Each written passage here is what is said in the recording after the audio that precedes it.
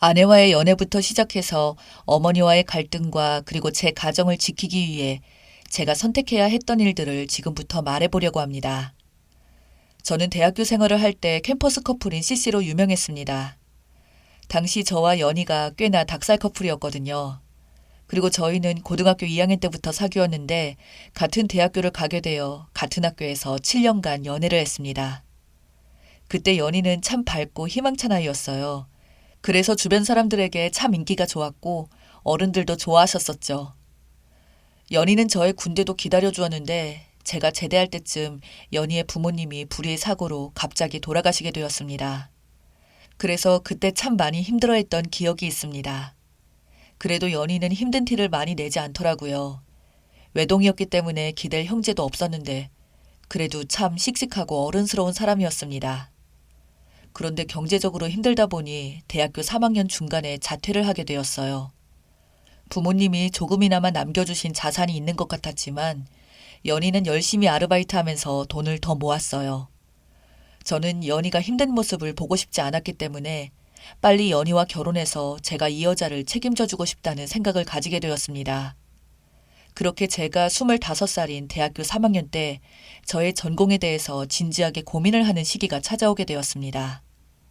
그런데 엄마는 제가 반항하는 이유를 연희의 탓으로 돌리면서 연희와 헤어지게 만들려고 하시더군요.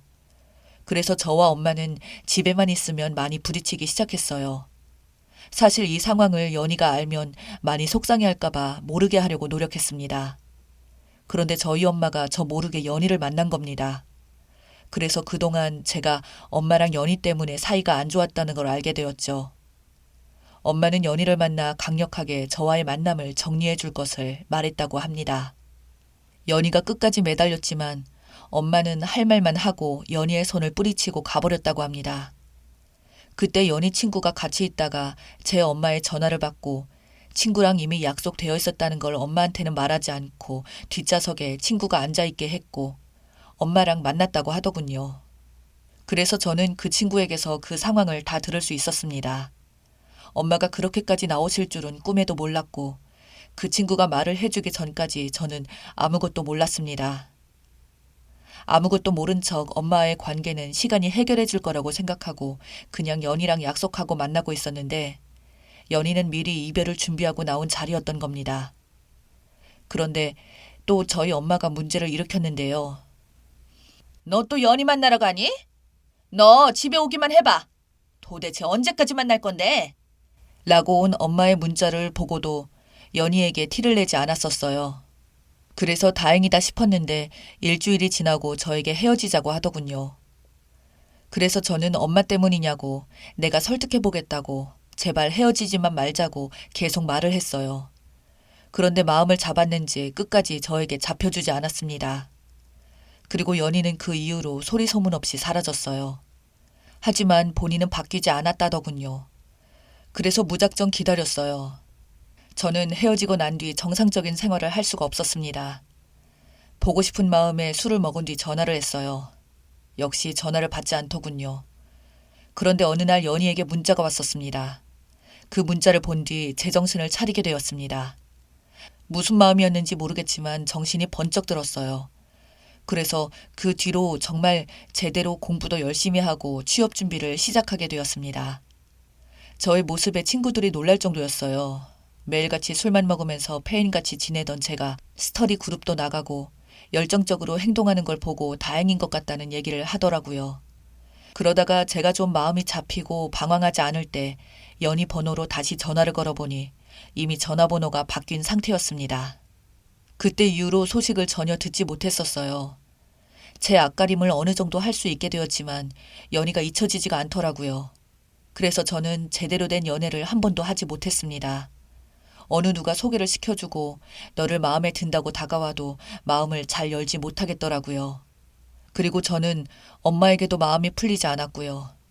이렇게 만든 사람이 엄마였기 때문입니다. 그래서 저는 어느 누구도 만나지 않았어요. 그리고 틈만 나면 연희를 찾았어요.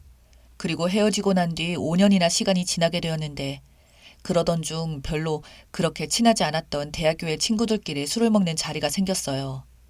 연희는 잘 지내냐고 물어봤더니 다들 모르는 눈치였습니다. 그런데 어떤 애가 조심스럽게 말을 꺼냈습니다.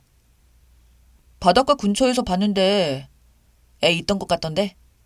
그런데 애가 벌써 5살 정도 된 것 같아. 아는 척하기 좀 그래서 말은 안 걸었는데 갑자기 걔는 왜? 아니, 그냥 잘 지내나 해서. 근데 어디서 봤어? 아, 며칠 전에 본가 내려갔다 왔잖아. 거기 앞에 밥집이 있는데 거기서 가게 하는 것 같던데? 그래서 그 술자리가 끝나고 친구에게 그쪽 주소를 받아서 찾아갈지 말지 참 고민을 많이 했습니다. 그런데 저와 헤어진 시기와 비슷한 나이의 아이가 있다는 것을 듣고 혹시 모를 생각이 들게 되더군요. 그래서 2주 정도 고민을 하다가 그 주소가 적힌 가게로 찾아가게 되었습니다. 처음 갔을 때는 가게에 들어가지 못했지만 그 가게 안에 있는 사람은 분명 연희가 맞았어요. 그런데 가게에는 연희와 연희의 딸로 보이는 아이만 있었고 아이의 아빠로 보이는 사람은 없더군요. 순간 저를 보던 연희는 많이 당황스러워하는 모습이었지만 이내 얼굴 표정이 다시 바뀌더군요. 그러더니 차갑게 여기는 어떻게 알고 온 거야? 민수가 너를 여기서 마주쳤다길래. 뒤에는 딸이 있었어요. 수연이라는 이름을 가진 딸을 보고 깜짝 놀랐어요. 너무나 신기하게 저를 많이 닮았더라고요. 누가 봐도 딱 제 딸이었어요. 저를 너무 닮아서 기쁘기도 했지만 놀랐어요. 그래도 저는 먼저 확인이 필요할 것 같아서 물었지요. 언제부터 여기서 살았어? 한 3년 정도? 수연이는 몇 살이야? 5살. 더 이상 할 말 없으면 이제 나가줘. 라고 하더니 자리에서 그냥 일어나려고 하더군요. 아이 아빠는 어딨어? 라고 했더니 멈칫하면서 뭔 상관이냐고 하는 겁니다. 혹시 그때 헤어지자고 한 이유가 이거야? 지금 알았어. 상관없어. 너한테 양육비 받을 생각도 없고 아빠 노릇도 기대 안 해. 그러니까 그냥 나가주라. 나 지금은 그때랑 달라. 괜찮은 직장에 취직도 했고 집도 차도 있어. 연락 줘. 내 연락처야. 라고 내 명함을 주고 나갔습니다. 나가서 차를 타고 가던 도중 한 번 더 보고 싶은 마음에 차 방향을 다시 돌려서 다시 가봤습니다. 그런데 불 꺼진 가게 안에서 혼자 앉아서 울고 있는 연희의 모습이 보였어요. 저렇게 여린 사람이 어떻게 혼자서 아이를 키울 생각을 했는지 상상조차 되지 않았습니다. 저는 일단 그냥 차를 돌려 집으로 갔어요. 그리고 그 다음날 저는 엄마를 찾아가 상황을 설명하고 제가 연희와 수연이를 책임지겠다고 했습니다. 그런데 엄마는 반대를 하셨어요. 너 그 애가 진짜 너 애인 줄 어떻게 알아? 유전자 검사해야지. 그럼 내 애면 결혼해도 되는 거야? 너 무슨 생각을 하고 있는 거야? 네 애인지 확인하고 가끔 가서 챙겨줘. 절대로 다른 생각하지 말고. 그리고 연희라는 걔가 지금까지 어떤 놈이랑 놀아나는지 어떻게 알고 결혼을 한다는 거야? 엄마 하고 저는 소리를 쳤어요. 너 내가 이럴 줄 알고 그때 반대한 거다.